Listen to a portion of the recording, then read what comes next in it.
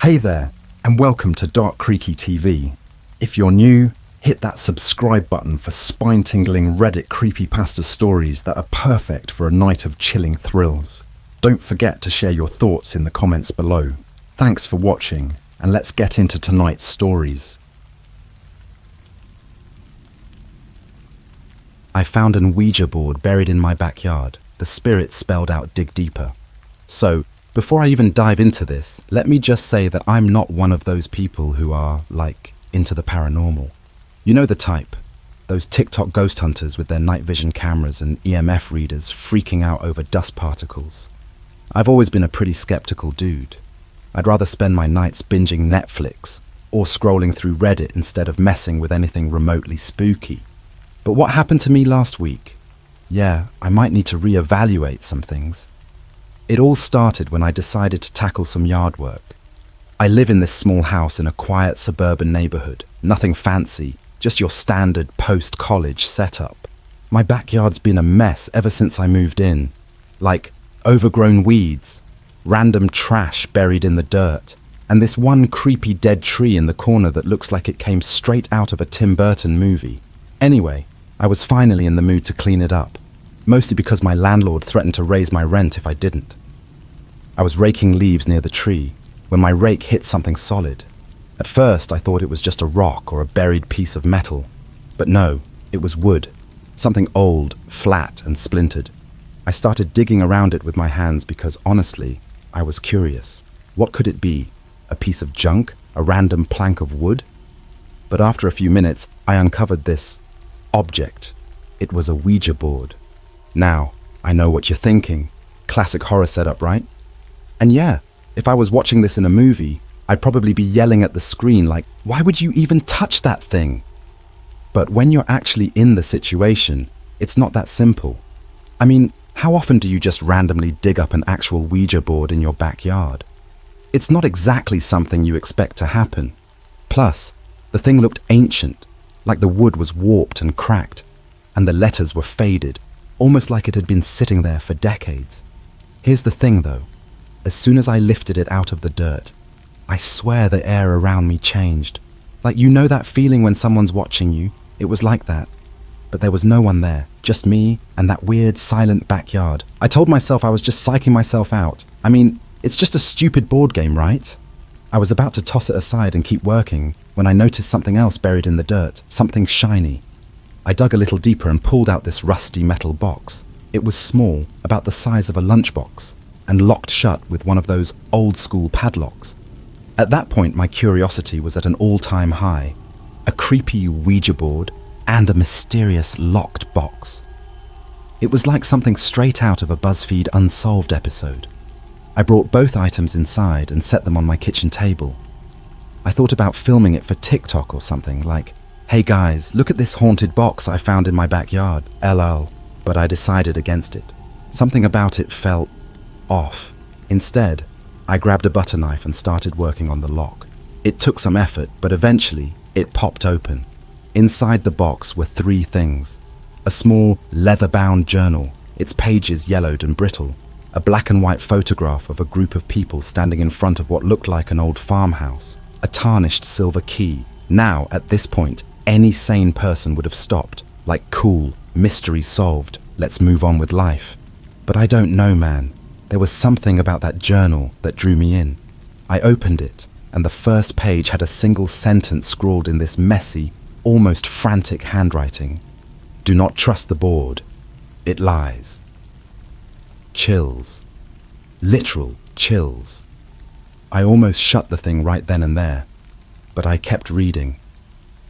Most of the entries were gibberish, like random sketches of symbols, short phrases that didn't make any sense, and dates that didn't line up with anything significant. But one entry stood out. It was dated October 13th, 1974, and it said this: we asked the spirit where the treasure was buried. It told us to dig deeper. Now we're trapped. It's not what it seems. Okay, so now I was freaked out, like, genuinely. Because one, how does a board game trap someone? And two, what the hell did they mean by treasure? I didn't want to mess with the Ouija board at all, but my brain wouldn't stop running through scenarios. What if there really was something valuable buried in my backyard? And what if that silver key was connected to it? I decided I'd at least try to find out. That night, after scrolling through YouTube and watching a bunch of why you should never use a Ouija board videos, I set it up on my kitchen table. I know, bad idea, but I wasn't taking it seriously, okay? I thought maybe I'd just mess around, ask it a few questions, and get nothing but silence. I grabbed a candle from the bathroom, you know, the kind you light when you're trying to hide the fact that you ate Taco Bell, dimmed the lights and sat down in front of the board.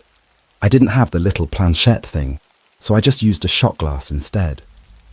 "All right," I said, feeling like a complete idiot. "Is there anyone here?" At first, nothing happened.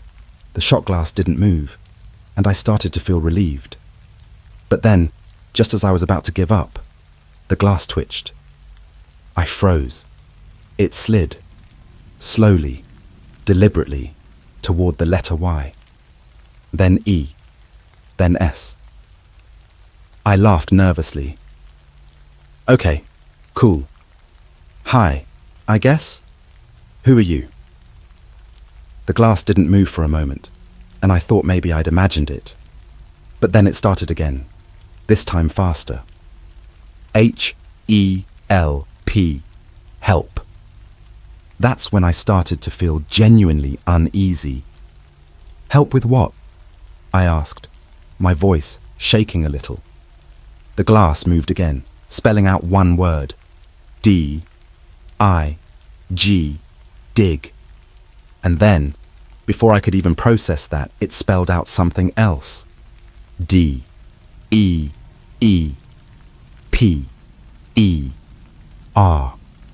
Okay, so after the board spelled out dig deeper, I should have stopped, like full stop.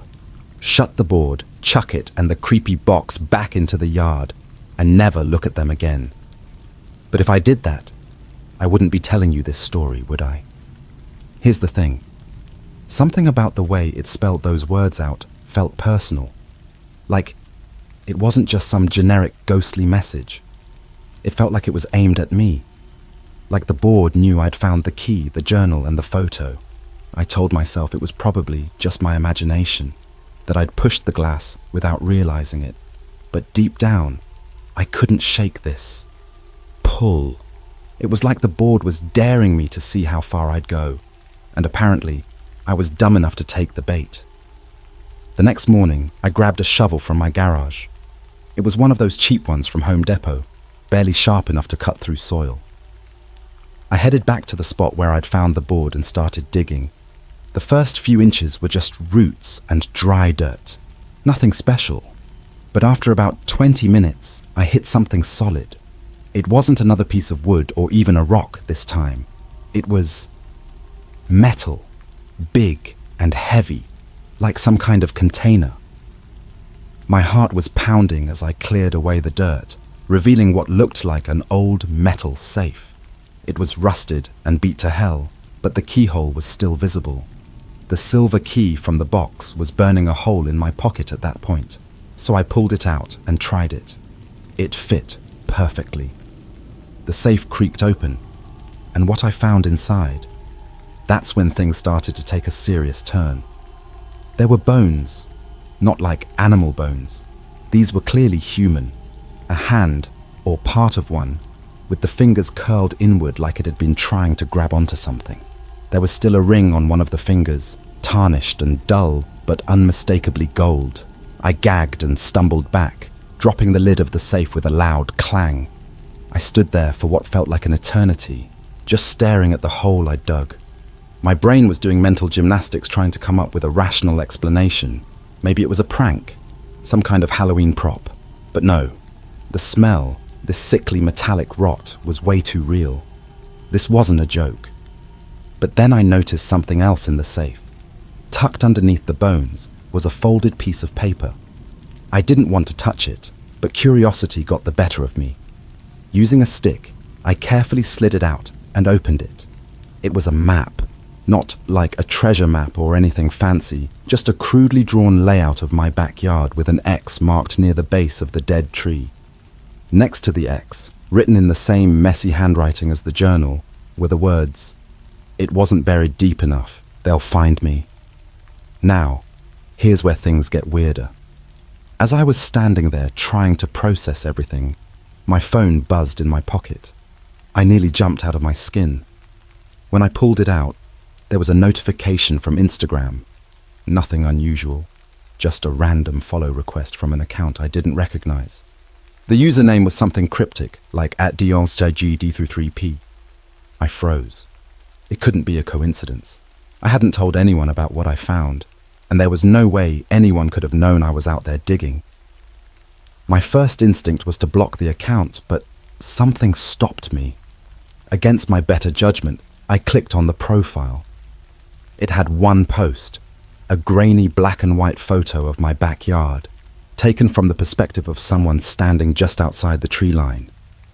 My stomach dropped. The caption? "Did you find it yet?" I didn't even bother blocking them. I just locked my phone, shoved it in my pocket, and sprinted back inside. I locked every door and window in my house and sat in the living room, clutching the shovel like it was a weapon. My mind was racing. Who was watching me? Was it connected to the Ouija board, the bones, the map? And then I remembered the journal.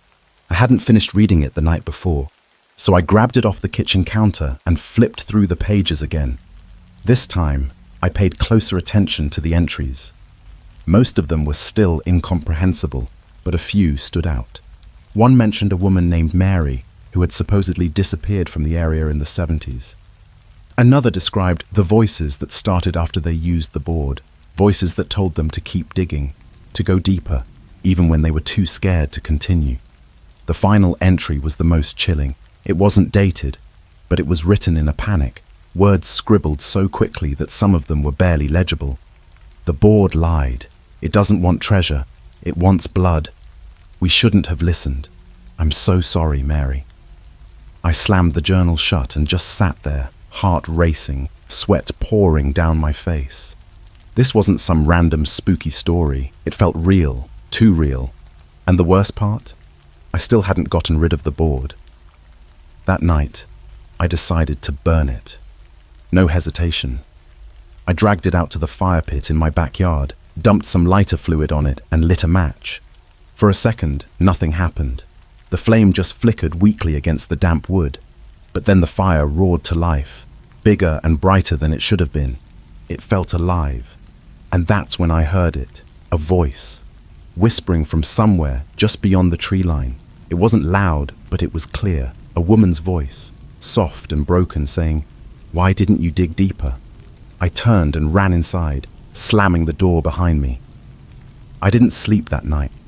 Every time I closed my eyes, I heard footsteps outside, faint but deliberate, circling my house. The next morning, I went back to the fire pit. The board should have been ash, but it wasn't. It was just sitting there, completely untouched, like it had never been burned. And on the center of the board, carved into the wood, as if by a knife, was one word: deeper. I didn't go back outside for days. I couldn't. Every time I even thought about it, I felt that same suffocating dread creep up my spine. My backyard wasn't mine anymore. It belonged to something else, something that wasn't about to let me off the hook. I tried to go about my life like normal. Work, grocery runs, mindless scrolling through TikTok and Instagram. But everything felt wrong. I started noticing little things, like how my house always felt colder than it should, even though it was early fall and the heating was on.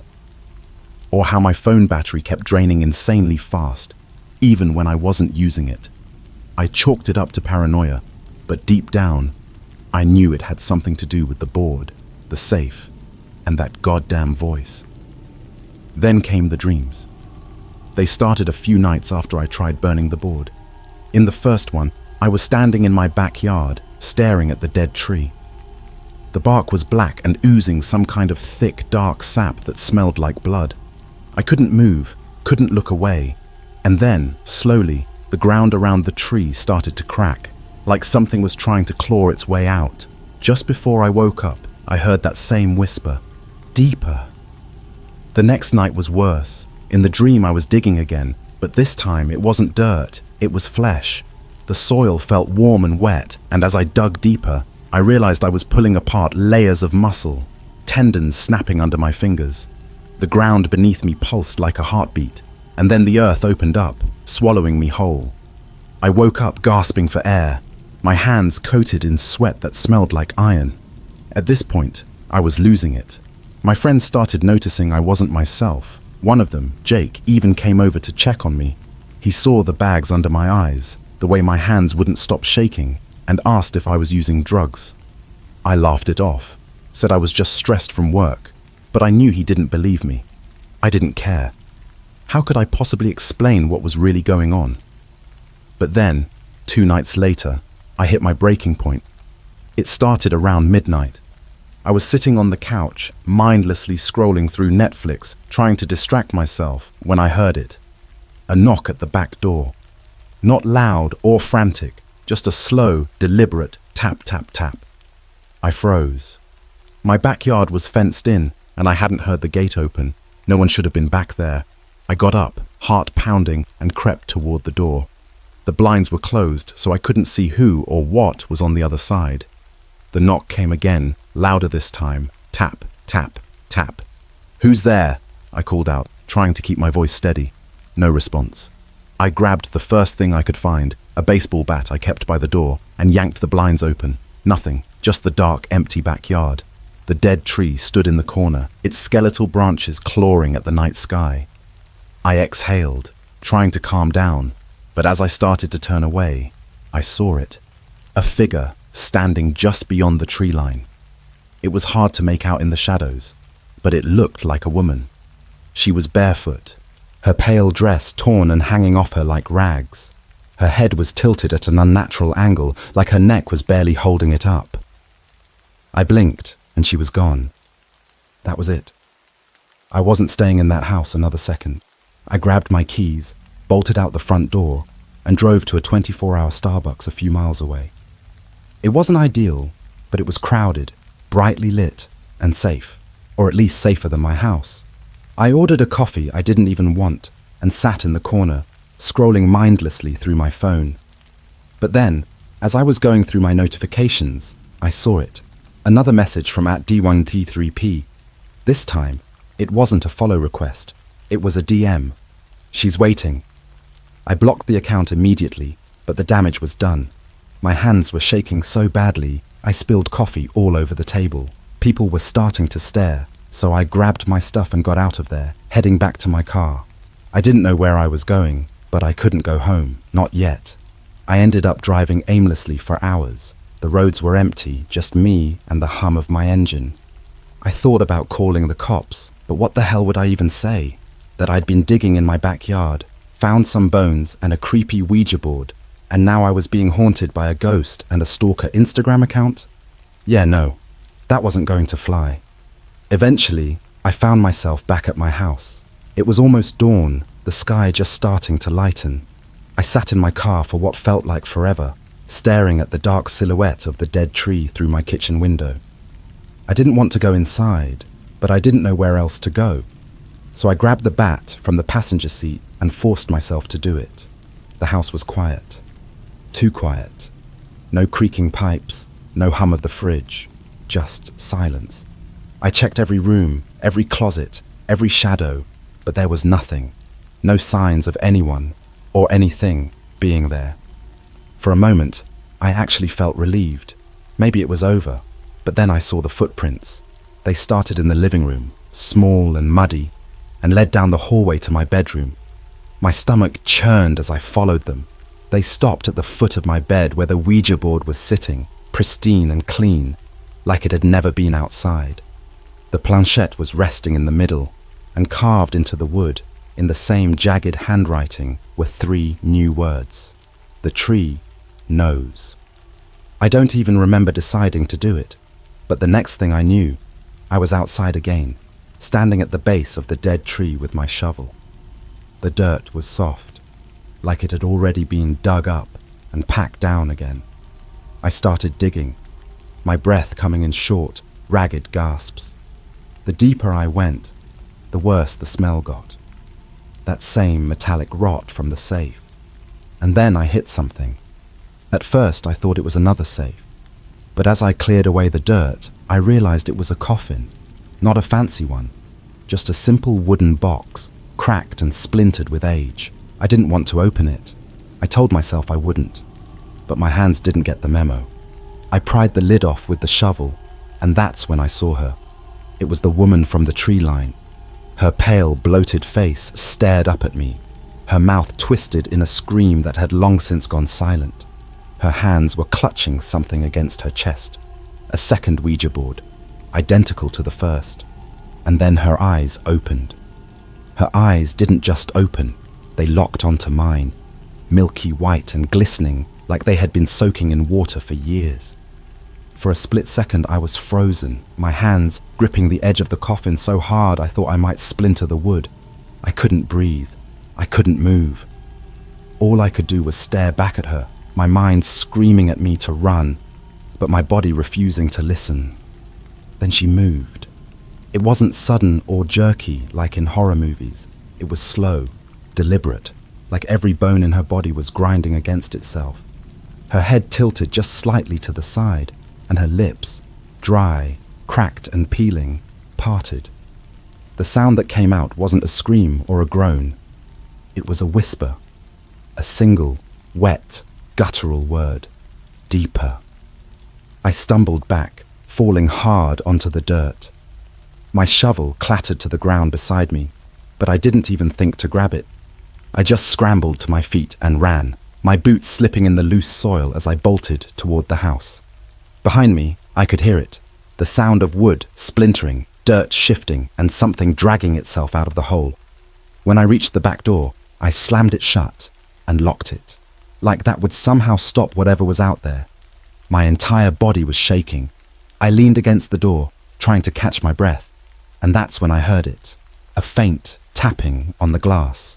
I turned, and there she was. She was standing just outside the door, her head still tilted at that unnatural angle, her lips moving silently as if she was whispering something only she could hear. Her hands were pressed against the glass, long, filthy nails scraping slowly downward, and then she smiled. Then, it wasn't a human smile. It was too wide, too wrong, like her jaw was barely attached to her skull. Her teeth, rotted, jagged and blackened, gleamed in the faint light spilling out from the kitchen. I backed away, tripping over a chair and nearly falling again. I wanted to scream, but nothing came out. And then, she was gone. Just like that. 1 second she was there, grinning at me like she knew every horrible thing I was thinking, and the next, she wasn't. The backyard was empty, the dead tree looming in the corner like a silent sentinel. I didn't move for a long time. I just sat there on the kitchen floor, clutching my knees to my chest like a terrified kid, waiting for something, anything to happen. But nothing did. When the sun finally rose, I thought maybe, just maybe, I had imagined the whole thing. Maybe the lack of sleep and the stress had finally gotten to me. Maybe I'd had some kind of psychotic break. But when I looked out the window, the hole under the tree was still there, the coffin wide open, and sitting at the bottom of the pit was the second Ouija board. I should have called the police. I should have left the house and never come back. But instead, I grabbed the journal again. I don't even know why. Maybe I thought it would have answers. Maybe I was just desperate to understand what the hell was happening. I flipped through the pages until I found something that made my blood run cold. One of the last entries wasn't written in the same frantic scrawl as the others. It was neater, more deliberate, like the person writing it had taken their time. It said, "The tree is the gate. The board is the key. It doesn't want treasure. It wants you to dig. It needs you to find the third board. It needs you to finish what they started. Do not listen. Do not obey. If you do, it will take you too. The third board. I didn't know what it meant, and I didn't want to, but something told me I didn't have a choice.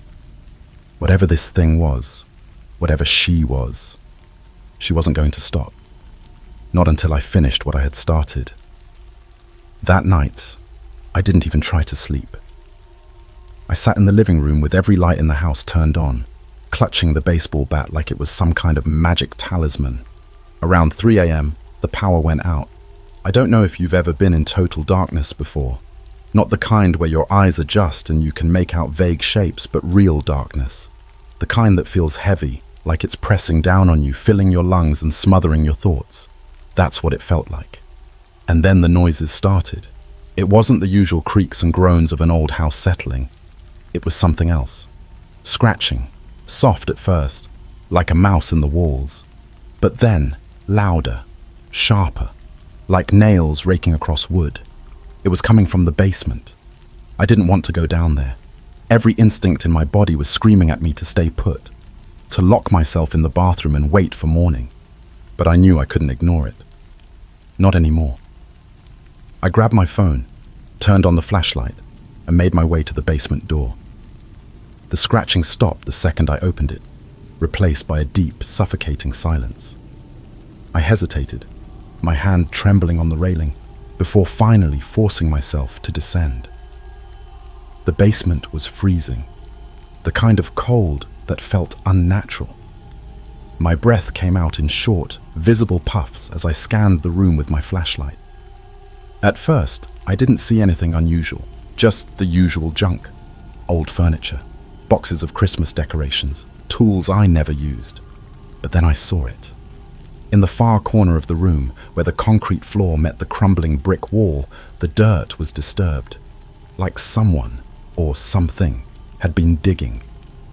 And sticking out of the ground, half buried in the soil, was another coffin. This one was smaller, like it was meant for a child. I wanted to run. I wanted to pretend I hadn't seen it, but I couldn't. My feet carried me forward, one agonizing step at a time, until I was standing over it. The lid was loose, barely attached, and I could see something inside. A third Ouija board. This one was different. The wood was darker, almost black, and the letters were carved so deeply into the surface they looked like wounds. The planchette wasn't there. Just an empty space in the middle of the board where it should have been. I reached for it, my hand trembling, and the second my fingers touched the wood, I heard her again. Thank you. The voice wasn't coming from outside this time. It was coming from inside me. I dropped the board and stumbled back, clutching my chest. My head was pounding, my vision blurring. I felt like I was drowning, like something was forcing its way into my mind, filling it with thoughts that weren't my own. Images flashed before my eyes. Blood, screaming, the dead tree splitting open like a wound. And then, just as suddenly as it started, it stopped. When I opened my eyes, the board was gone. When I woke up, I was back in my bed. I don't remember getting there. My last clear memory was of the basement, standing over that third Ouija board, feeling her voice clawing its way inside me. But now, I was here. My clothes were still damp with dirt. My hands scraped and raw, like I'd been digging all night. My phone was on the nightstand, but the screen was shattered, the battery dead. And the house was wrong. It was too quiet. Not the normal kind of quiet you'd expect in the early morning, but the kind that feels like something is holding its breath, waiting for you to notice. The air was heavy, thick with a smell I couldn't place at first. Something metallic, sharp, and faintly sweet. Blood. I was smelling blood. I didn't want to get up, didn't want to leave the safety of my bed. But the smell was growing stronger, suffocating. Slowly, I swung my legs over the side of the bed and stood up. My knees wobbled, my body weak and sore, like I'd run a marathon in my sleep. I didn't bother with shoes. I just stepped onto the cold, wooden floor and made my way toward the door. The hallway was darker than it should have been. The windows were covered with something, dirt, maybe, or ash, blocking out the early morning light. My heart was hammering in my chest as I crept toward the living room, the smell of blood getting stronger with every step. And then I saw it. The walls. They were covered in scratches, deep, jagged gouges that ran from floor to ceiling. Some of them formed patterns, crude symbols that looked like they'd been carved by an animal. Others were just words, repeated over and over again. Deeper, deeper, deeper.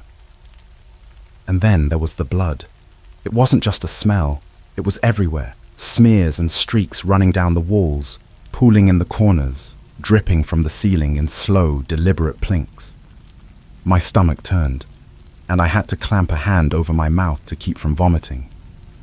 Whatever had done this, it wasn't human. It couldn't be. The living room was worse. The furniture had been overturned, the windows shattered, but that wasn't what stopped me in my tracks. No, it was the figure sitting in the middle of the room, slumped over in one of the chairs.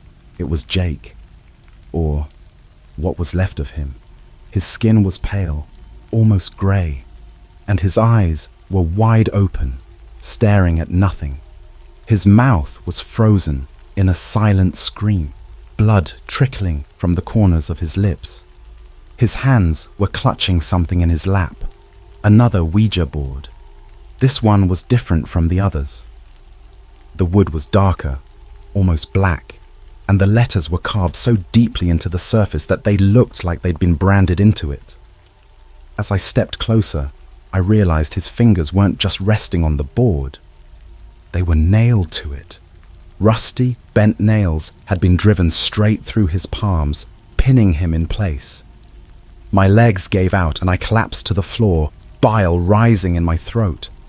Jake's head slowly tilted toward me, and for one horrifying moment I thought he was still alive. But then I saw the cuts. Carved into his chest, just above his heart, were the same words from the walls. Deeper, deeper, deeper. That's when I heard it. The sound of footsteps. Slow, deliberate, coming from somewhere behind me. My entire body froze. My breath caught in my throat. I didn't want to turn around. I couldn't turn around. But the footsteps kept coming, closer and closer, until they stopped just behind me. Then, a voice. "You're almost there."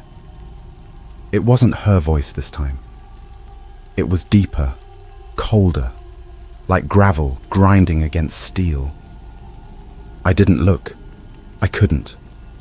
I just closed my eyes, tears streaming down my face, and prayed that whatever it was would leave me alone. But it didn't. It leaned in closer, so close I could feel its breath on the back of my neck. "Finish it." And then it was gone. The room was silent again, except for the faint sound of blood dripping onto the floor. My entire body was trembling as I forced myself to stand, to look around. Jake's body hadn't moved, but the Ouija board in his lap was glowing faintly, the letters pulsing like embers in a dying fire. I didn't want to touch it. Every fiber of my being screamed at me to walk away, to get out of the house and never come back. But I couldn't. My hands moved on their own, reaching out to lift the board from his lap. The second my fingers touched the wood, the entire house shook, like an earthquake was tearing through it, and then I was outside. I don't know how I got there, but suddenly I was standing in front of the dead tree again. The hole I dug was still there, the coffin still open. But now, the earth was moving. It wasn't just shifting, it was breathing. The ground heaved and shuddered, and something began to rise from the hole. It was her. But she wasn't alone. Figures began to crawl out of the earth, their bodies twisted and broken, their faces pale and lifeless. They were dragging themselves toward me, their mouths moving silently, their empty eyes fixed on mine. The woman was leading them, her head still tilted, her grin wider than ever. And then she spoke. "Thank you for digging. We needed the gate to open." The ground beneath me gave way, and I was falling, dragged into the earth by hands I couldn't see. The last thing I heard before the darkness swallowed me completely was her laughter, echoing in my ears like a scream. I don't know how long I was out, but when I woke up, I was in the backyard again. The hole was gone, the tree was gone. Jake's body, the boards, the blood, it was all gone. My house looked normal, like nothing had ever happened. But I knew better. I tried to leave, to pack my things and drive as far away as I could. But the moment I stepped outside, I found myself back in the backyard. No matter how many times I tried, I couldn't leave. The boards are gone, but I can still hear her voice. Every night, when the world goes quiet, she whispers to me, deeper. And I know it's not over. It'll never be over.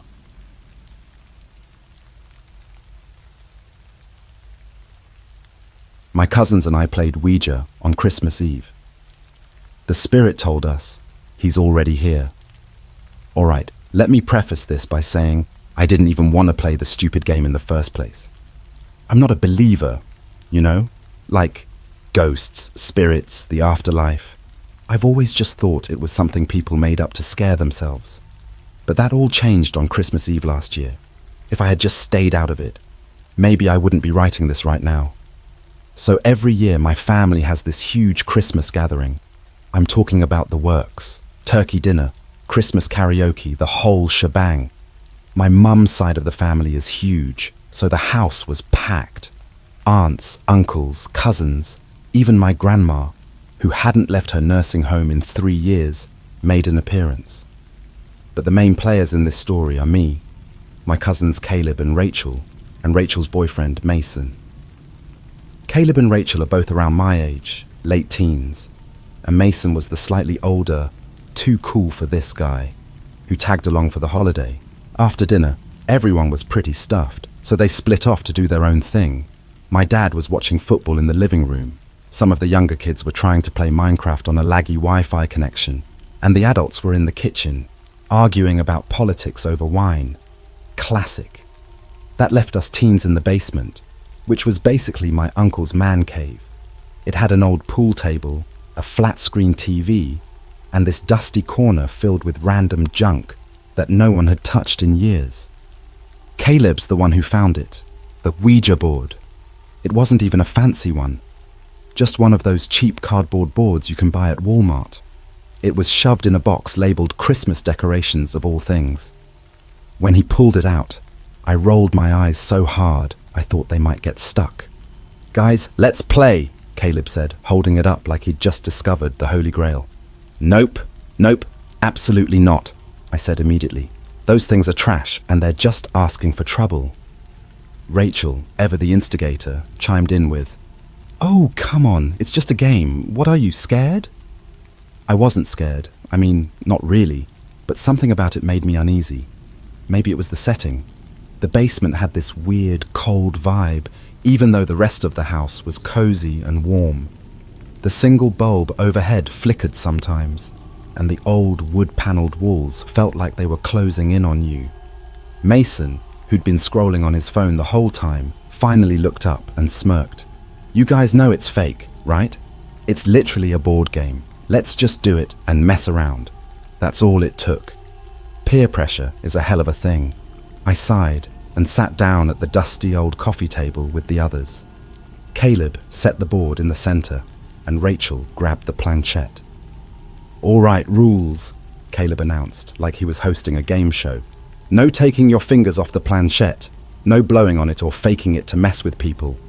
And most importantly," he paused for dramatic effect, "we have to say goodbye at the end." "Cool," I muttered. "Can we just get this over with?" We all put our fingers on the planchette, and Caleb started us off. "Is anyone here with us?" he asked in this over-the-top spooky voice. At first, nothing happened. I was just about to call it quits when the planchette started to move. Slowly, it dragged itself across the board, stopping at yes. "Okay, who's doing that?" I asked, looking around.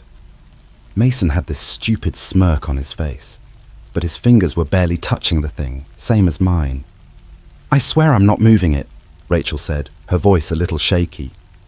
Caleb looked as confused as I felt. "Whatever," I said. "What's your name?" The planchette moved again, faster this time. It spelled out M-A-R-K. "Mark? That's lame," Mason snorted. "What kind of ghost has a boring name like Mark?"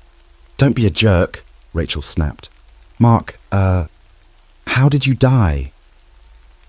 We all leaned in as the planchette started to move again, this time spelling out DROWNED. Drowned? That's creepy, Caleb whispered, glancing nervously at the staircase. I could tell he was getting a little freaked out, but none of us wanted to be the first to back out. Mason, of course, had to push it further. Mark, are you mad about how you died? The planchette shot to yes so fast that Rachel gasped and almost pulled her fingers off. I laughed nervously, trying to play it cool, but my heart was racing. This felt too real, too intentional. Okay, let's just say goodbye, I said quickly, trying to sound casual. But before anyone could agree, Caleb asked one more question. Mark, are you here right now? I swear to God, the planchette froze for a second, like the board itself was holding its breath. Then slowly, it started to move. But instead of spelling something out, it dragged itself to the bottom corner of the board, where the word goodbye was written. Rachel sighed in relief. See? He's gone. But then the light bulb overhead flickered again, and this time it didn't come back on. Very funny, guys, Mason said, pulling out his phone to use the flashlight. But then his face dropped. My phone's dead. It was at 60% a second ago. I pulled out my phone, but it wouldn't turn on either. Caleb and Rachel checked theirs, same story. All of them were completely dead. The only light in the room came from the faint glow of the TV, which had switched itself to static. That's when we heard it. A soft, wet, dripping sound, coming from the corner of the basement. The dripping sound was faint at first, almost like someone had left a faucet running upstairs. But there were no sinks in the basement. It didn't make sense, and as the seconds dragged on, it got louder, heavier, like water hitting the concrete floor in slow, deliberate splashes. We all froze. I could feel my heart thudding in my chest, like it was trying to break out of my rib cage. Caleb was the first to speak, his voice barely above a whisper. Do you guys hear that? Rachel nodded, gripping Mason's arm like her life depended on it. Mason, usually the cocky one, didn't say a word. He just stared toward the far corner of the room, where the sound seemed to be coming from. His flashlight beam cut through the darkness, but it didn't reach far enough to show what was back there. It was just shadows. Maybe it's a leak or something, I said, trying to sound rational, but my voice cracked halfway through. The truth was, I didn't believe that for a second. The sound wasn't random. It had rhythm, like footsteps. Drip, drip, drip. It was getting closer. I swear, it felt like the temperature in the room dropped by 10 degrees. I could see my breath fogging up in front of me. None of us dared to move, but every instinct in my body was screaming at me to run. Mason finally broke the silence. All right, this is bullsh. Before he could finish, the TV cut out. The static disappeared, plunging the entire basement into total darkness. We were left with nothing but the sound of that dripping. Closer now, almost like it was circling us. I fumbled around for anything I could use as a weapon and grabbed an old pool cue leaning against the wall. It wasn't much, but it was better than nothing. Caleb whispered, "We need to get out of here." His voice was shaking so bad, I barely understood him. Rachel started to stand, but then we heard it, a low, wet, gurgling noise coming from the corner. It was faint, but unmistakable, like someone choking on water or drowning. Rachel let out this little scream, and Mason turned his flashlight toward the sound. This time the beam hit something. Just for a second, but I'll never forget what I saw. There was a figure standing in the corner, half hidden in the shadows. At first, it looked like a man, tall, lanky, with these long, dripping arms that hung unnaturally low. But the more I looked, the less human it seemed. Its skin was pale and swollen, like it had been underwater for days. Dark, empty holes where its eyes should have been. And its mouth, it wasn't right. It was wide and stretched, water pouring out of it like a broken fountain. Then it moved, not like a person. It twitched, jerking its head toward us so fast, I almost dropped the pool cue. The gurgling noise turned into this low, guttural growl that seemed to vibrate through the floor. And then it took a step forward. Drip. Rachel screamed. And that was it. We bolted. No plan, no thinking, just pure survival instinct. Caleb made it to the stairs first and practically shoved Rachel up ahead of him. Mason was right behind them, but I tripped. Of course, because that's just my luck. I hit the floor hard, knocking the wind out of me. For a split second, I was too stunned to move. And that's when I felt it. Cold, wet, fingers, wrapping around my ankle. I kicked out blindly, my foot connecting with something soft and squishy. The grip loosened and I scrambled to my feet, not even looking back as I hauled ass up the stairs. When I reached the top, Mason slammed the basement door shut behind me and shoved a chair under the handle. We stood there in the kitchen, panting and shaking, trying to make sense of what had just happened. The adults were still in the dining room, laughing and clinking glasses, completely oblivious. For a second, I thought maybe we were safe. Maybe whatever that thing was couldn't leave the basement. And then we heard it. A single knock, slow and deliberate, right on the other side of the door. Rachel started crying. Caleb was pale as a sheet. And Mason was staring at the door like he was waiting for it to burst open. Knock, knock, knock. 3 knocks this time, louder than before. Caleb grabbed a kitchen knife, holding it out in front of him like it would actually do something. I wanted to yell at him to stop, to run, to get out of the house, but I couldn't speak. I couldn't even breathe. And then, silence. For a full minute, we just stood there, waiting for something, anything to happen. When nothing did, Mason slowly moved the chair and opened the door. I wanted to stop him, but my body wouldn't cooperate. I just stood there, watching as he pulled the door open. The basement was empty. No figure, no water, nothing. Mason stepped back, shaking his head. I told you guys, it's just our imaginer. Before he could finish, the power came back on. The lights flickered to life, the TV in the living room blared some cheesy Hallmark movie, and everything felt normal, like it never happened. But then Rachel gasped. Guys, the board. I turned to look. The Ouija board was still on the coffee table in the basement, but the planchette, it had moved. It was no longer on goodbye. It was resting on a single word. Here. I didn't sleep that night. None of us did. We didn't tell the adults either. What were we supposed to say? Hey, we played with a Ouija board, and now there's a drowned demon ghost thing haunting your basement? Yeah, no thanks. The next morning, we left as soon as we could. I told my mum I wasn't feeling well and convinced her to leave early. Rachel and Caleb didn't even say goodbye to anyone. Mason didn't come with us. He said he needed to help Rachel's parents clean up. But as we were pulling out of the driveway, I saw him standing in the kitchen window staring at us. And I swear to God, his eyes were black. I tried to convince myself it was over. The second we left that house, I told myself it was just some elaborate prank. Maybe Mason had rigged something up, or Caleb had moved the planchette as a joke. But no matter how much I tried to rationalize it, I couldn't stop thinking about what I'd seen. That thing in the basement, the freezing cold, the wet grip on my ankle, and Mason's face in the window. It wasn't just his eyes. Yeah, they were black, but there was something else. His mouth. It wasn't normal. He was smiling, but not like a regular smile. It was too wide, too perfect. It reminded me of the thing in the basement, and the longer I thought about it, the more I was sure I'd seen water dripping from his chin. I didn't say anything to my mum on the ride home. She was too busy singing along to Christmas songs on the radio, oblivious to the fact that I was seconds away from having a full-blown panic attack.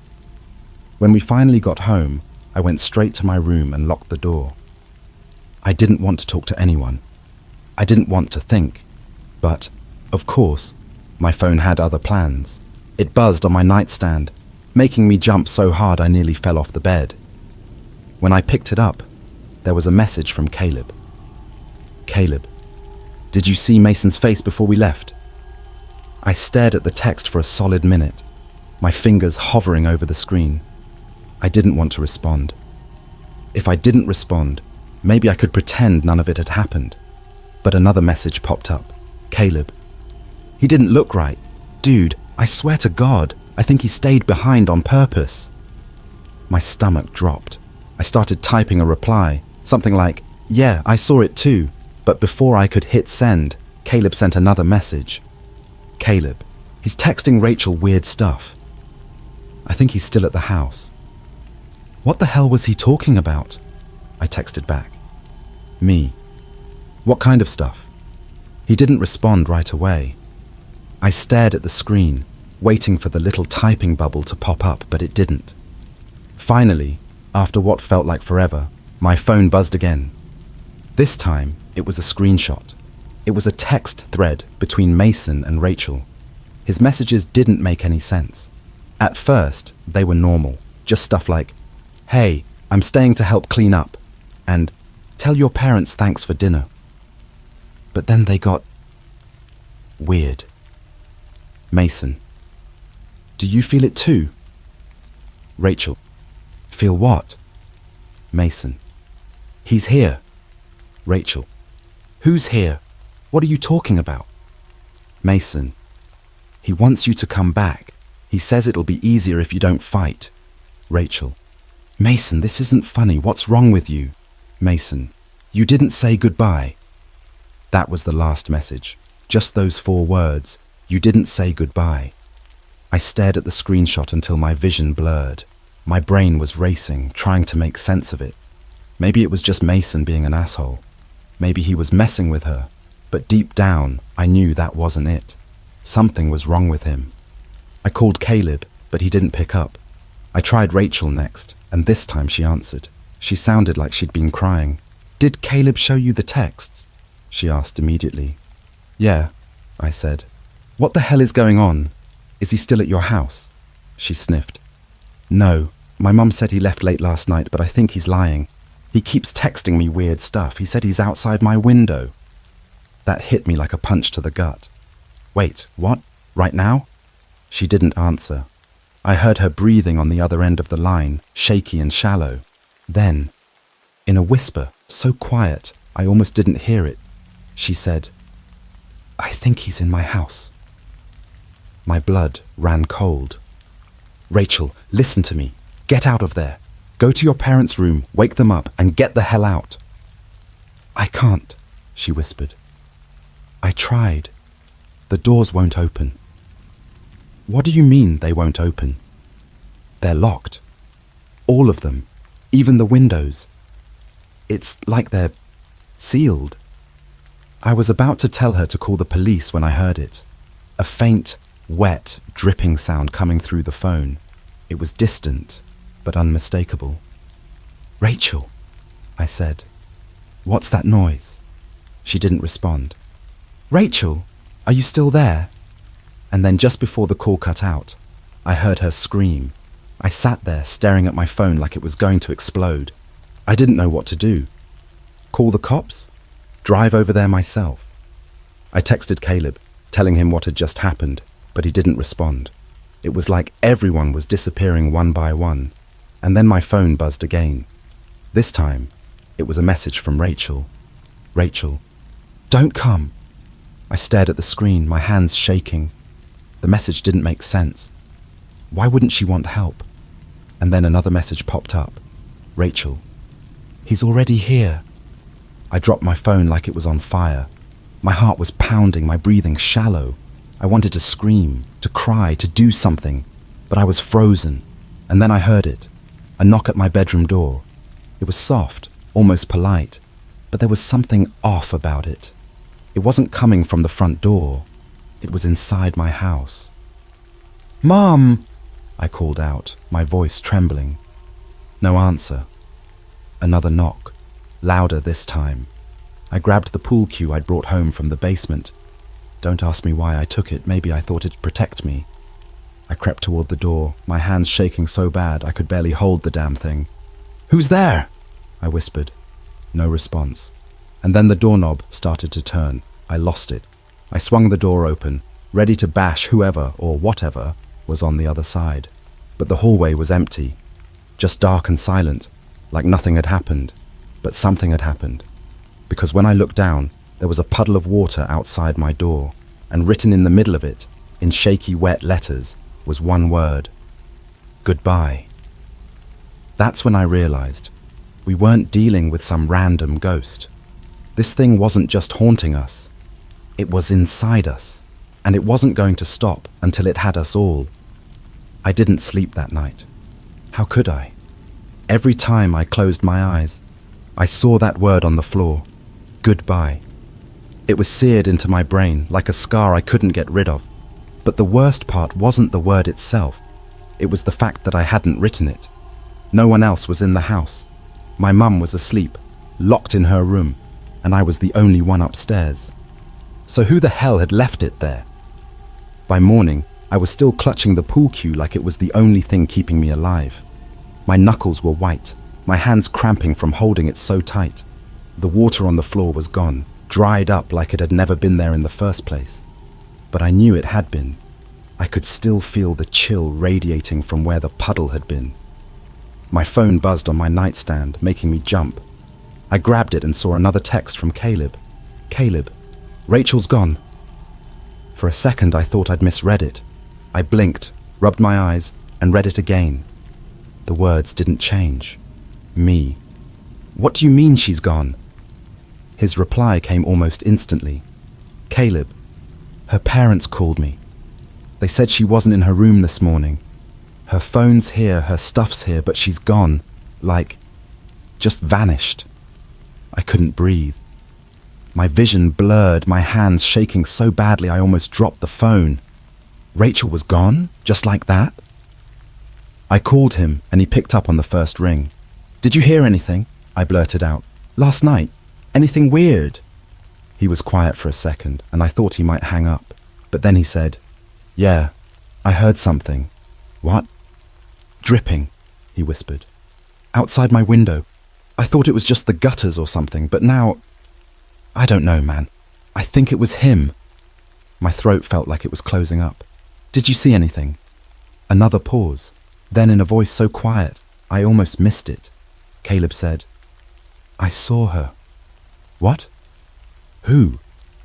Rachel, he said.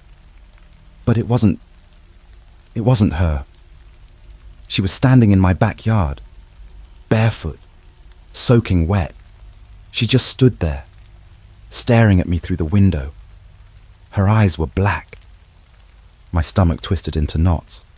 I wanted to throw up. What did you do? I closed the blinds and locked my door, he said. I thought maybe I was imagining it, but now I don't think I was. Neither of us spoke for a while after that. What could we say? Rachel was gone, and whatever had taken her, or whatever she'd become, was out there, waiting for us. That day, I tried to act normal. My mum was in a good mood, humming Christmas songs as she baked cookies in the kitchen. She kept asking me why I looked so tired, and I just told her I stayed up late playing video games. What was I supposed to say? Oh, hey, by the way, there's a drowned demon thing stalking me and my friends. Can I sleep in your room tonight? I spent most of the day locked in my room, scrolling through Reddit and trying to find anything that could explain what was happening. Ghost stories, demon sightings, urban legends. But nothing seemed to fit. Whatever this thing was, it wasn't like anything I'd ever heard of before. Then, around 3 p.m., Caleb called me again. His voice was panicked, rushed, like he'd been running. Dude, he said, I think Mason's back. What do you mean, back? I just saw him, Caleb said. He was walking down my street barefoot, just like Rachel. He stopped in front of my house and just stood there, smiling. Jesus Christ, I muttered, gripping the phone so hard it creaked. Did he do anything? No, Caleb said. But my dog started barking like crazy. He never barks like that. And then Mason turned around and looked right at my window. I felt like someone had dropped a bucket of ice water down my back. What did you do? I ran, he said. I grabbed my car keys and got the hell out of there. I'm at the Starbucks by the mall. I'm not going back home. I didn't blame him. If it had been me, I would have done the same thing. Hell, I would have left town entirely if I could. But something about what he'd said stuck with me. The way he'd described Mason, barefoot, soaking wet, smiling. It sounded exactly like what he'd seen with Rachel. Exactly like what I'd seen in the basement. It wasn't just following us, it was becoming us. That night I made a decision. I wasn't going to sit around waiting for this thing to come for me. If it wanted me, it was going to have to catch me first.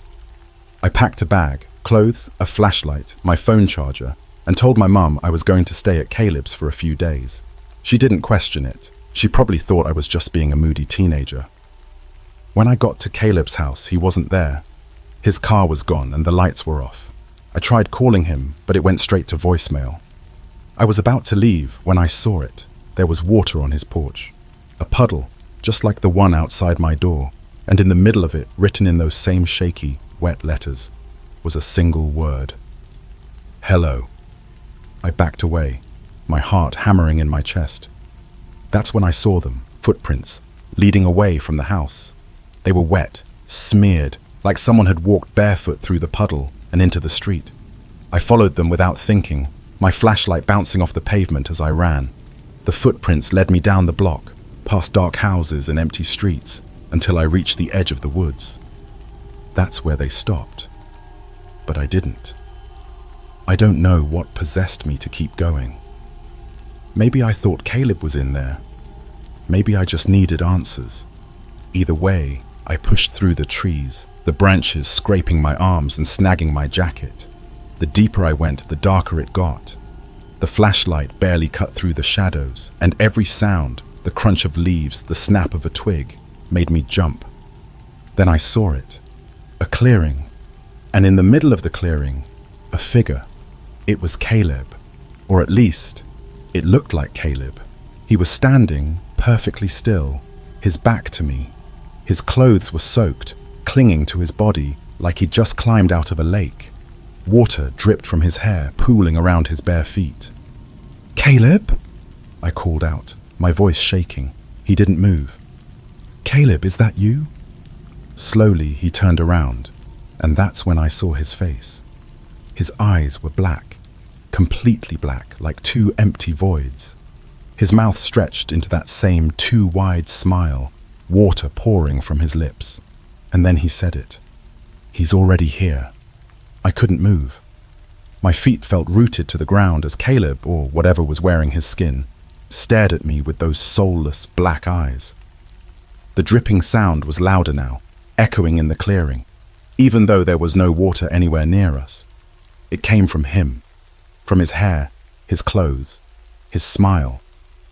I wanted to say something, to scream, to do something, but all I could do was stand there, frozen, as he took a step toward me. The sound of his bare foot hitting the damp leaves was like a gunshot in the silence. Drip. Then another step. Drip. He stopped about 5 feet away, his head tilting to the side like a curious dog. His lips twitched, that grotesque smile growing impossibly wider. "You didn't say goodbye," he said, his voice a gurgling rasp, like someone speaking underwater. "None of you did." I finally found my voice, but it came out weak and shaky. "What do you want?"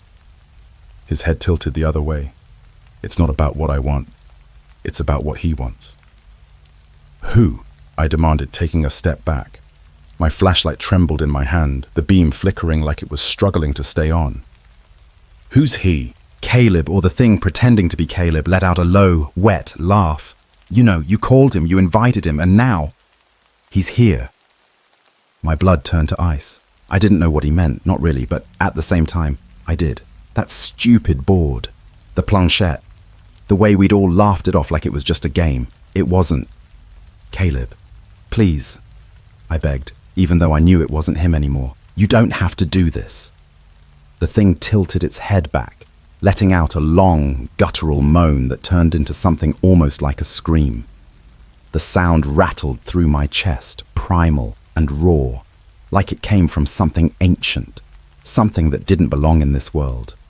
When it looked back at me, its smile was gone. Its face was blank, emotionless, but its eyes, they were worse than the smile, empty and endless, like staring into the void. He's already inside you, it said, taking another step forward. You've felt him, haven't you? The cold, the fear, the wet. He's been watching, waiting, and now it's your turn. No, I whispered, shaking my head. You're lying. The thing reached out, its hand dripping with water. The fingers were pale and bloated, the nails black and jagged. I stumbled back, tripping over a root and falling hard onto the wet ground. The flashlight slipped from my hand, the beams spinning wildly before cutting out completely. I was plunged into darkness. And then, silence. For a moment, I thought it was over. Maybe I'd imagined the whole thing. Maybe I'd wake up in my bed, safe and warm, and laugh about how stupid I'd been to believe any of it. But then I felt it. The cold, creeping up my legs, my arms, my chest. Like icy fingers wrapping around me, squeezing the air from my lungs. And then the water. It started as a trickle, seeping through my clothes, soaking me to the bone. It tasted like salt and decay, filling my mouth and nose until I could barely breathe. You can't run, the voice whispered in the darkness. You can't hide. You brought him here, and now he's never leaving. I clawed at the ground, trying to pull myself up, but it was no use. The water was everywhere now, rising around me, swallowing me whole. I couldn't see. I couldn't breathe. I could only feel. The cold, the wet, the hands. They grabbed me, dragging me deeper, pulling me into the earth itself. I screamed, but the water filled my mouth, choking me, drowning me. I kicked and thrashed, but it didn't matter. The more I fought, the tighter their grip became. And then, just as I thought it was over, as I felt myself slipping away, I heard a voice. Say goodbye. I don't know how I managed it, but I forced the words out, my voice barely a whisper. Goodbye. And just like that, the water was gone. I was lying in the clearing, soaked and freezing, but alive. The flashlight was still in my hand, flickering weakly. I sat up, coughing and gasping for air, and looked around. The thing that had been Caleb was gone. The clearing was empty, but the footprints were still there, wet and smeared, leading deeper into the woods. I don't remember how I made it home. The next thing I knew, I was standing on my front porch, dripping water onto the doormat. My mom opened the door, her face a mix of confusion and anger, but I pushed past her without a word and locked myself in my room. I didn't sleep that night, or the next, or the next. Every time I closed my eyes, I saw him, Caleb, Rachel, Mason. Their black eyes, their wide smiles, their wet, bloated hands reaching for me. The worst part, it didn't stop. The cold, the dripping, the feeling of being watched. It followed me no matter where I went. I stopped going to school, stopped eating, stopped living.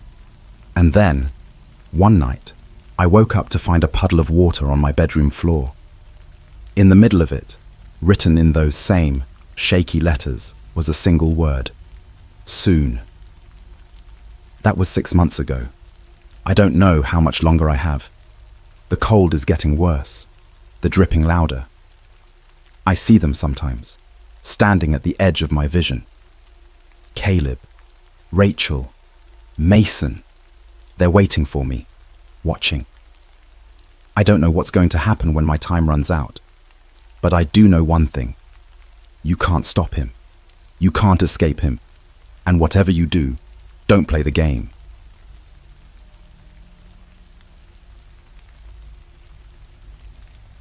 I bought a glow-in-the-dark Ouija board from a thrift store.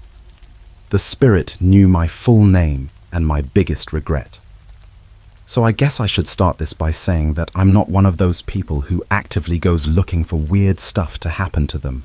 You know the kind, the ghost hunters, the people who order mystery boxes off the dark web, or even the ones who think it's a good idea to spend the night in an abandoned asylum. I'm just a regular guy. I work a 9-to-5 job in IT. I binge Netflix shows like it's my second job. And I've got a crippling Starbucks addiction that my bank account hates me for. But last Saturday, that's when things started to go sideways. I was killing time, scrolling through Instagram while waiting for my Uber Eats order. Shout out to my local McDonald's for taking forever to make a quarter pounder. When I remembered that my friend Jenny had told me about this thrift store that just opened up across town. Jenny's one of those people who can find absolute gold in places like that. You know, the girl who walks into a Goodwill and somehow leaves with a vintage Prada bag for $10. That's Jenny. Anyway, I figured, why not check it out? I didn't have any plans, and I was starting to feel guilty about spending my entire weekend holed up in my apartment. So I grabbed my keys, hopped in my car, and headed over to this sketchy little strip mall where the store was. When I walked in, it smelled like mothballs and that weird plastic scent that old toys seem to have. It wasn't super crowded, just a couple of older women looking through racks of clothes and some dude arguing with the cashier about the price of a typewriter. Typical thrift store vibes. I wandered around for a while, looking at random VHS tapes and old board games, when I spotted it. The Ouija board. Now, I've seen plenty of Ouija boards in my life. They sell them at Target for crying out loud. But this one was different. For starters, it glowed in the dark. The box was faded and torn, but you could still make out the cheesy 80s style font that read Mystic Glow Ouija for ages 8 and up. The planchette was still there, sitting in its little plastic holder, and the board itself looked like it had barely been used. I don't know what possessed me, pun not intended, to pick it up. Maybe it was the $3 price tag. Maybe it was the fact that I just watched a bunch of paranormal videos on YouTube the night before. Or maybe it was just boredom. Whatever the reason, I grabbed it, paid for it, and took it home. Looking back, that was my first mistake. When I got home, I threw the Ouija board onto my coffee table and kind of forgot about it for a few hours. I mean, I wasn't planning on actually using it. It was just a funny little thing to have, you know? Something to show my friends and say, look at this dumb thing I found. But later that night, after I'd had a couple of beers and was feeling a little too brave for my own good, I decided to give it a shot. I turned off the lights, lit a candle, because apparently that's what you're supposed to do, and set the board up on my coffee table. Now, here's the thing. I was alone. I didn't have anyone to use the board with, which is apparently a big no-no in Ouija etiquette. But I figured, what's the worst that could happen? I mean, it's a toy. Milton Bradley isn't in the business of summoning demons, right? So, I put my fingers on the planchette and asked the classic question, is anyone there? For a minute, nothing happened. Just the sound of my upstairs neighbor stomping around like he was auditioning for Stomp the Musical. I was about to give up and call it a night when the planchette started to move. I'm not gonna lie, I laughed. I figured it was just me subconsciously pushing it, or maybe the beer kicking in. But then it started spelling something out. F-I-L-I-P. That's my name. And no, it's not a super common one. It's spelled weird, with an F instead of a PH, so it's not like it could have just guessed. My stomach dropped, but I told myself it was just a coincidence. Maybe I'd moved it without realizing it. Maybe, before I could finish the thought, the planchette started moving again. D-O-Y-O-U-R-E-M-E-M-B-E-R. Do I remember? Remember what? I felt a cold sweat breaking out on the back of my neck. My hands were shaking, but I kept them on the planchette. My voice came out barely above a whisper. Remember what? The candle flickered, and I swear to God, the temperature in the room dropped. I could feel my breath catching in my throat as the planchette started spelling again. A-L-E-X. Alex. My heart stopped. There's only one Alex it could have been talking about. Let me back up for a second. When I was in high school, I had a friend named Alex. We were close, like ride or die, tell each other everything, close. But we had a falling out during senior year, over something stupid that I honestly don't even remember anymore. We stopped talking, and a few months later, he died in a car accident.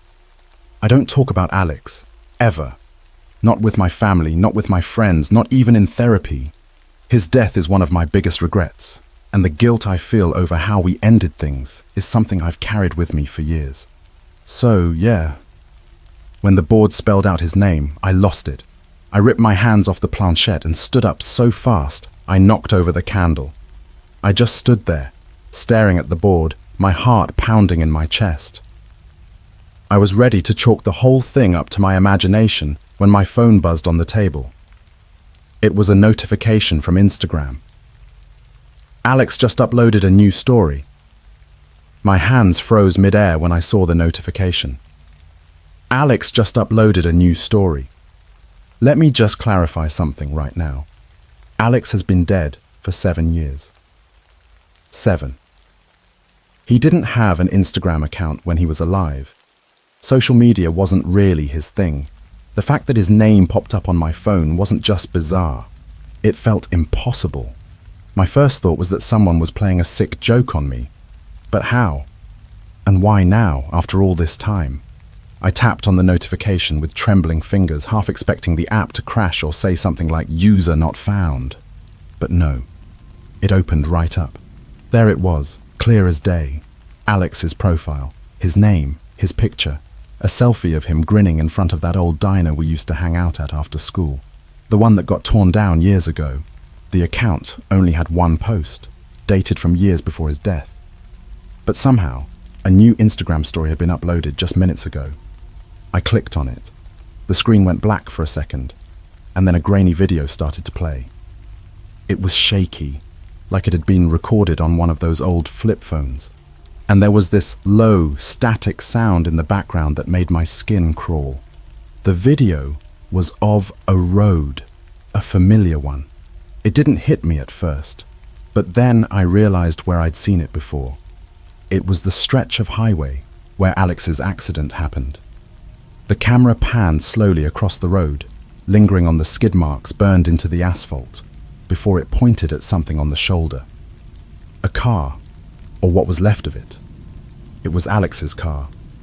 My stomach churned as the camera zoomed in on the shattered windshield, the crumpled hood, the dried blood streaked across the driver's seat. And then, just as the camera focused on the open door, the video cut off. The screen went back to black, and for a split second, I thought that was it. But then, white text appeared on the screen. It wasn't a caption. It looked like someone had physically written it on the video with shaky hands. "Do you remember what you did?" I threw my phone across the room. It hit the wall with a loud crack, and for a second I thought I'd broken it. But I didn't care. I couldn't deal with this. It felt like the room was closing in on me, the shadows stretching and twisting in ways that didn't make sense. I couldn't breathe. My brain was racing through every possible explanation. Maybe I was hallucinating. Maybe I was dreaming. Maybe I'd lost my mind entirely. But deep down, I knew it wasn't any of those things. After what felt like an eternity, I worked up the courage to pick up my phone again. The screen was fine, except for a tiny crack in the corner. I unlocked it and went straight to Instagram, my heart hammering in my chest. I searched for Alex's account, but it was gone. No profile, no posts, no story. Like it had never existed. But before I could even begin to process that, another notification popped up. This time it wasn't from Instagram. It was a text message from Alex's old number. My vision blurred for a second as I stared at the screen. I hadn't seen that number in years, hadn't even thought about it. But there it was, clear as day, staring back at me. The message was short, just 2 words. "Come outside." Every hair on my body stood on end. My apartment is on the 2nd floor of a pretty average complex, and from my window, I can see the parking lot and the street beyond it. I grabbed the edge of the curtain and peeked outside, expecting, well, I don't know what I was expecting. Maybe some prankster who somehow got a hold of Alex's number, maybe nothing at all. But I wasn't expecting what I saw. There was a car parked directly under the streetlight in front of my building. It wasn't just any car. It was his car, the same one from the video, the same one from the accident. The front was crumpled in, the windshield shattered, the paint scratched and dented, just like it had been the last time I saw it. And sitting in the driver's seat, staring straight up at my window, was a figure. I couldn't make out the face. It was too dark, and the streetlight cast this weird, distorted shadow across the interior. But I could feel the stare, cold and unrelenting, like it was burning into me. My phone buzzed again. Get in. I don't know what possessed me to actually go outside.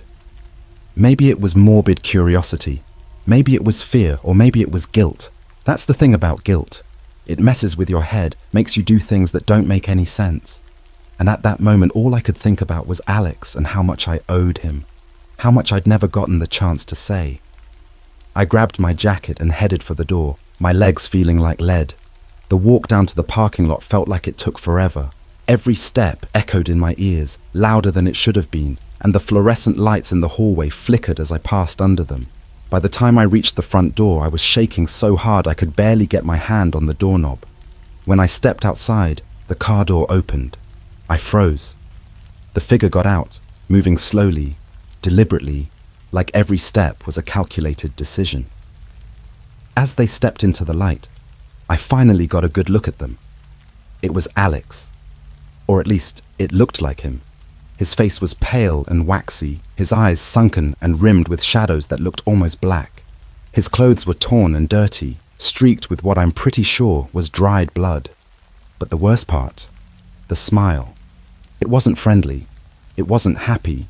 It was this cold, twisted grin that didn't reach his eyes. Eyes that didn't look human anymore. They were too dark, too empty, like they were sucking the light out of the air around them. "Get in the car," he said. His voice was flat, hollow, like he was struggling to force the words out. I wanted to run, to scream, to do anything except what he asked. But I couldn't move. My feet felt glued to the pavement, my body paralyzed by the sheer weight of his presence. He tilted his head, his grin widening. "You owe me, remember?" I don't know how I ended up in the passenger seat. It's like my body moved on its own, completely disconnected from my brain. The interior of the car smelled like rust and gasoline, and the air was so cold it burned my lungs. Alex got into the driver's seat, his movements jerky and unnatural, like a puppet on strings. He didn't say anything as he started the car and pulled out of the parking lot. The drive was silent, except for the low hum of the engine and the occasional crackle of static from the radio. I tried to ask where we were going, but my voice came out as a weak, broken whisper. He didn't answer. We drove for what felt like hours, the city lights fading into darkness as we turned onto an empty highway. And then, just as the clock on the dashboard blinked to 3:00 a.m., he spoke again. "Do you remember the last thing you said to me?" I didn't. I wanted to. I racked my brain, trying to dig up the memory, but it was like it had been erased, replaced by this suffocating sense of dread. Alex's grip on the steering wheel tightened, his knuckles turning white. "You said you didn't care." My heart stopped, and that's when the car began to pick up speed. The car roared down the empty highway like a beast unleashed. The speedometer climbed higher and higher, the needle trembling as it pushed past 90, then 100. The world outside the windows blurred into a swirling mess of darkness and streaks of pale light from the occasional passing street lamp. I clung to the door handle, my knuckles white, my heart hammering so hard I thought it might explode. "Alex, slow down!" I finally managed to shout, my voice breaking like shattered glass. But he didn't even flinch. His hands were locked on the wheel, fingers digging into the leather with inhuman strength. His face was frozen in that same twisted grin, and his eyes never left the road. If I wasn't already drowning in panic, I might have noticed the way his reflection in the rearview mirror didn't quite match his movements. It was off, delayed, like a bad video feed with lag. And his grin in the mirror, it was wider. "Do you know what it feels like?" he asked suddenly, his voice low and icy. It wasn't really a question, it was more like a statement, an accusation. His words hung in the air like cigarette smoke, choking and thick. "What feels like?" I croaked, though I wasn't sure I wanted to know. "To be forgotten." The temperature in the car dropped again, and I swear I could see my breath fogging up the air. My throat tightened as he continued, his tone sharp and venomous. You didn't care. You said it yourself. You didn't care what happened to me, as long as it didn't affect you. Do you remember that? I didn't mean it, I stammered, my voice barely above a whisper. My head was spinning, my thoughts a tangled mess of guilt and confusion. I was angry, okay? I was a stupid kid. I didn't mean it. You didn't mean it, he repeated, like he was tasting the words, rolling them around in his mouth. Then he let out a short, humorless laugh that sounded more like a growl. Funny how those words didn't make a difference when I was trapped in that car, bleeding out, wondering why my best friend wasn't there. I felt like I'd been punched in the chest. My breath hitched, and my vision blurred with tears. The memory slammed into me like a freight train. Our last argument. It was stupid, over something trivial like money or plans that fell through. But it had escalated so quickly. I'd said things I didn't mean, things that I regretted the second they left my mouth, but I never apologized. And then he was gone. Alex, I started, but he cut me off. Save it, he snapped, his voice dripping with venom.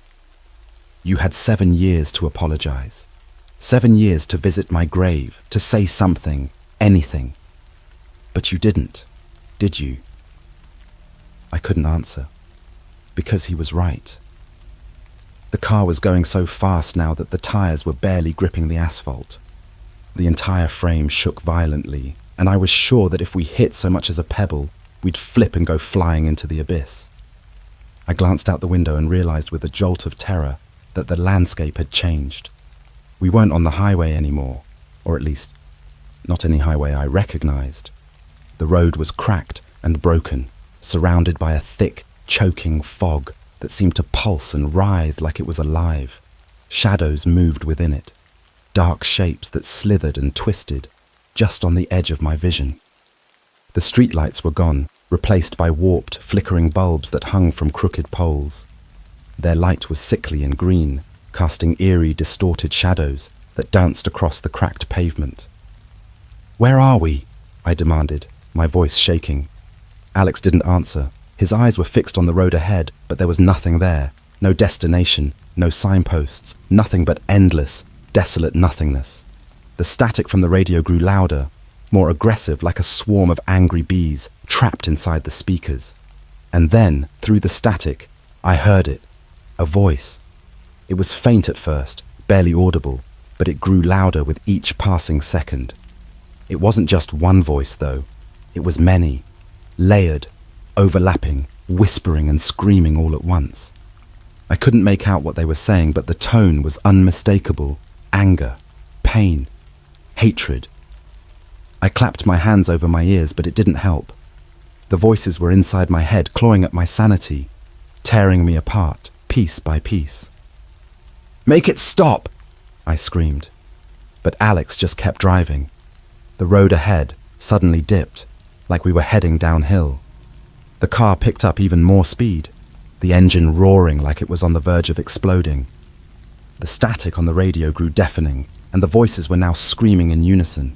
And then, just as I thought I couldn't take it anymore, Alex slammed on the brakes. The car skidded to a stop, the tires screeching against the broken asphalt. I was thrown forward, the seatbelt cutting into my chest as we came to a jarring halt. My head spun, and it took me a moment to realize that the voices had stopped. The static was gone. Everything was silent. I looked up and my blood turned to ice. We were parked in front of a house. Not just any house. My house. The one I grew up in. It looked exactly like it had when I was a kid, right down to the chipped paint on the shutters and the swing set in the backyard. But there was something wrong with it. The windows were dark, the curtains drawn, and the front door hung open, swinging slightly in a non-existent breeze. The air around it was heavy, oppressive, like the house itself was alive and watching us. Get out, Alex said, his voice low and flat. No, I said immediately, shaking my head. No way, I'm not going in there. He turned to look at me. and for the first time, his expression changed. The grin disappeared, replaced by something far worse.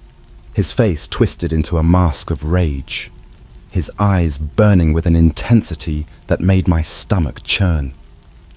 "You don't have a choice," he hissed.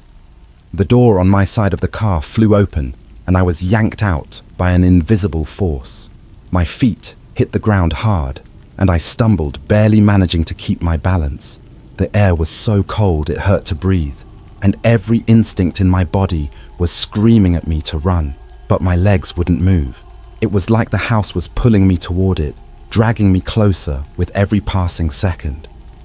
Alex stepped out of the car, his movements jerky and unnatural again. He didn't say anything, just pointed at the open door of the house. His grin was back, but this time it was wider than ever, stretching his face in a way that wasn't humanly possible. "Go," he said. I wanted to scream, to fight, to do anything but obey, but I couldn't stop myself. My feet moved on their own, carrying me up the cracked walkway and through the open door. The darkness inside swallowed me whole, and then the door slammed shut behind me. The second the door slammed shut, I was plunged into darkness. Not the kind of darkness where your eyes adjust and you can make out faint shapes. This was absolute, suffocating, alive. It pressed against me, seeping into my skin, crawling into my lungs until it felt like I was drowning in it. My breathing was shallow, ragged, and every step I took felt like I was sinking into quicksand. The smell hit me next, rotting wood, damp earth, and something metallic, sharp like blood. It was the smell of decay, of things long dead and forgotten. My hands fumbled blindly in the dark, searching for a light switch or even a wall to anchor myself.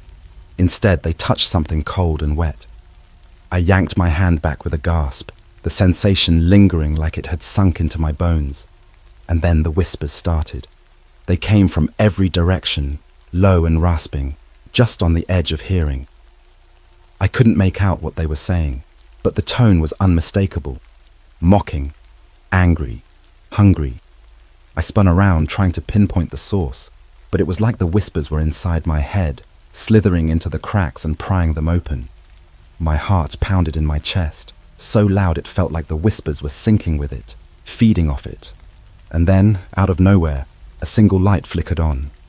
It was dim and yellow, casting just enough light to reveal the hallway I was standing in. It was the hallway from my childhood home, but warped, wrong. The wallpaper was peeling, the floorboards warped and stained.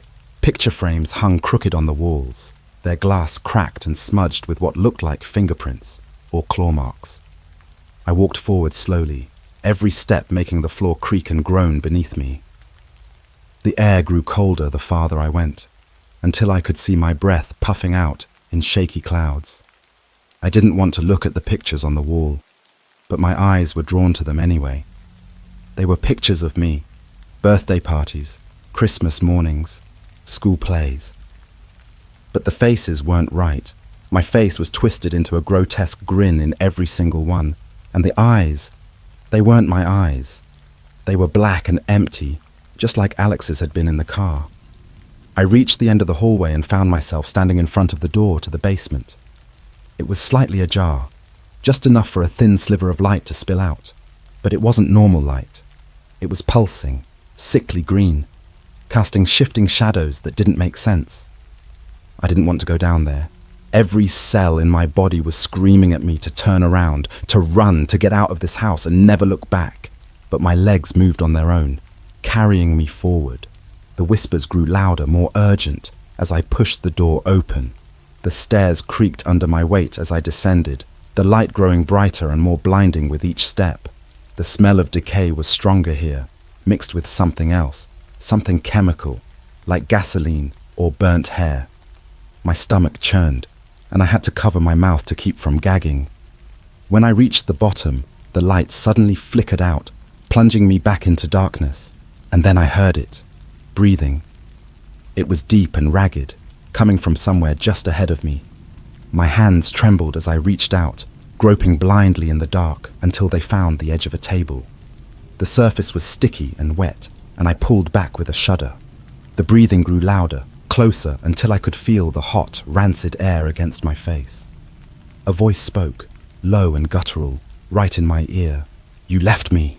I stumbled back, tripping over something on the floor and landing hard on my back. The impact knocked the wind out of me, and I scrambled to my feet, panic surging through me like electricity. The light flickered back on, and I saw him. Alex, or what was left of him. He was standing in the corner of the basement, his body mangled and broken, just like it had been after the accident. His arms hung at unnatural angles, his neck twisted so far to the side it looked like his head might fall off.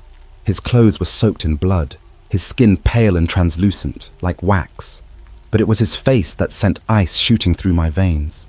His mouth was stretched into a grin so wide it split his cheeks, exposing rows of jagged, blackened teeth.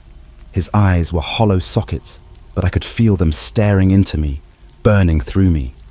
"You left me," he said again, his voice a guttural rasp. "You didn't care." "I'm sorry," I choked out, my voice barely audible. I didn't mean to. I didn't." "Liar," he hissed, taking a step closer. His movements were jerky, unnatural, like a puppet with its strings tangled. "You didn't come to my funeral. You didn't visit my grave. You forgot me." "I didn't forget you!" I shouted, the words ripping out of me like they were being torn from my throat. I couldn't face it, okay? I couldn't face what I said to you, what I did. Before I could finish, he lunged at me. His hands wrapped around my throat, cold and unyielding, like iron clamps. I clawed at them, gasping for air, but it was like trying to fight a statue.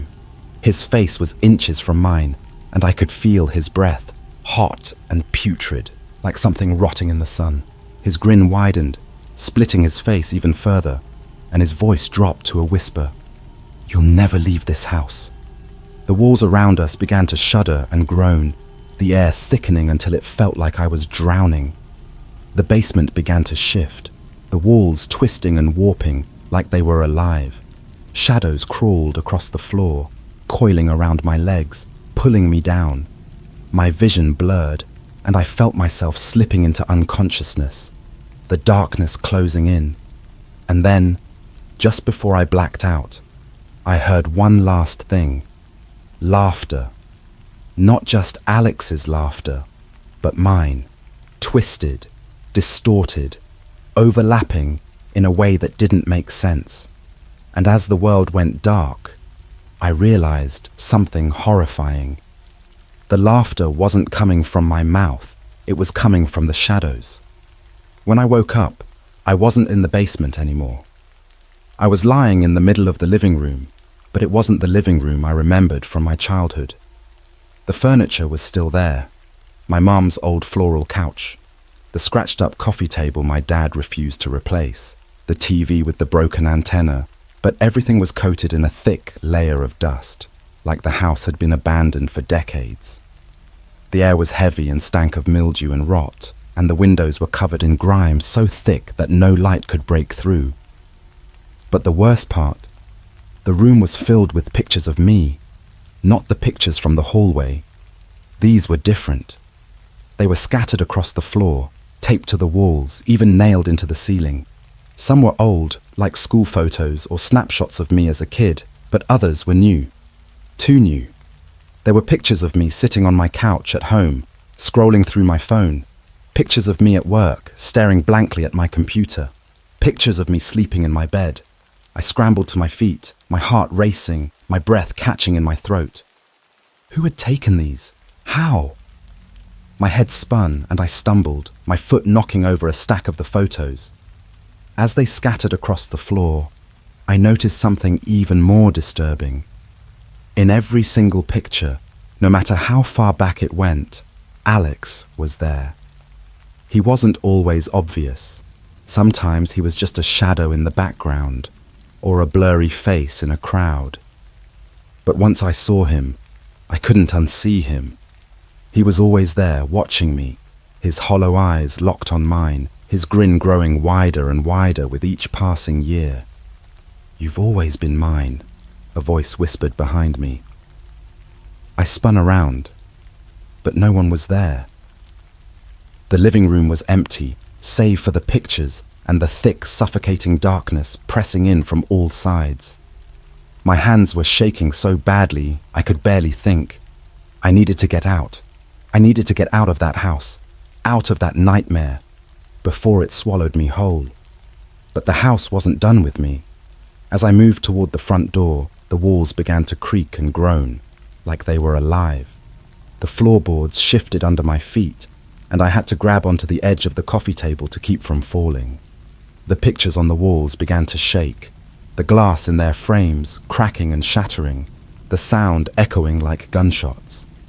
And then, from somewhere deep within the house, I heard footsteps, slow, deliberate footsteps, coming from the hallway. I froze. My body refused to move, every muscle locked in place as the footsteps grew louder, closer. The shadows in the room seemed to grow darker, deeper, like they were feeding off my fear. And then, just as the footsteps reached the doorway, he appeared. Alex! But this wasn't the broken, bloodied version of him I'd seen in the basement. This was worse. His body was impossibly thin, his limbs too long, his fingers twisted and claw-like. His skin was a sickly grey, stretched too tight over his bones, and his hollow eyes burned with an unnatural light. But the grin, oh God, the grin. It split his face from ear to ear, jagged and uneven, like someone had carved it into his flesh with a rusty knife. "You can't run," he said, his voice echoing like it was coming from everywhere at once. "You've been running for years, but it always ends here." I stumbled back, tripping over the coffee table and landing hard on the floor. My head hit the edge of the table, and for a moment, everything went blurry. When my vision cleared, Alex was standing over me, his grin wider than ever, his face inches from mine. "Do you want to know the truth?" he whispered. "No," I gasped, shaking my head. I don't want to know anything. Just let me go, please, just let me go." But he didn't move. His grin didn't waver. If anything, it grew wider, impossibly wide, stretching his skin until it tore at the edges, black ooze dripping from the wounds. "You don't get to forget," he said. "You don't get to pretend it didn't happen. You need to remember." And then he touched me. The second his hand brushed my forehead, my mind exploded with images, memories I had buried so deep, I didn't even know they existed. Flashes of that night, the night of the accident, the truth. It wasn't just a car accident, it was my fault. Alex and I had been fighting, screaming at each other as we drove down that dark highway. I'd been drinking, more than I should have, but I'd insisted I was fine to drive. He'd begged me to pull over, to let him take the wheel, but I refused. My pride wouldn't let me. And then it happened. The deer. It came out of nowhere, its eyes glowing in the headlights. I swerved to avoid it, but the car spun out of control, skidding across the slick asphalt. The last thing I remembered was the sound of metal crunching, glass shattering, and Alex screaming. But that wasn't the whole story. The memory didn't stop there. I woke up first. I was alive, mostly unhurt, but Alex, he was trapped. The car was crumpled around him, pinning him in place, blood pouring from a gash on his head. He was still breathing, still conscious, but barely. "Help me," he whispered, his voice weak and broken.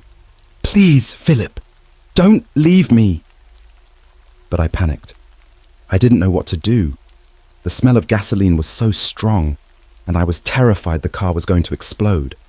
So I ran. I left him there. I left my best friend to die, alone and afraid while I saved myself. And now, he was here to collect. I snapped back to reality, gasping for air, tears streaming down my face. Alex was still standing over me, his hollow eyes burning into mine, his grin now a full-circle monstrosity. "You remember now," he said, his voice low and guttural. "You remember what you did." "I'm sorry," I sobbed, my voice breaking. "I'm so sorry, Alex. I was scared. I didn't know what to do. You let me die," he said, his voice rising, each word hitting me like a sledgehammer. "You let me die alone, trapped, begging for your help. And now, you'll know what that feels like." The shadows in the room surged forward, wrapping around my legs, my arms, my throat. I tried to scream, but the darkness choked the sound before it could escape. It pulled me down, dragging me into the floor, into the house, into whatever nightmare Alex had become. The last thing I saw was his grin, stretched wide enough to swallow the world. And then, nothing. Epilogue. I don't know how long it's been. Days? Weeks? Years? Time doesn't exist here. There's only darkness, endless and suffocating, and the sound of Alex's laughter echoing in the void. Sometimes I see flashes of the world outside. My apartment, my co-workers, strangers walking down the street. They don't see me, but I see them. And sometimes, just for a moment, I see someone else. Someone staring at me from the shadows, their face twisted into a too-wide grin, their hollow eyes burning with a familiar light. It's Alex. And now I'm the shadow in the background, the blurry face in the crowd, the thing that watches. And one day, I'll do to someone else what he did to me. Because that's what this house does. It doesn't let you go. It makes you stay. Forever.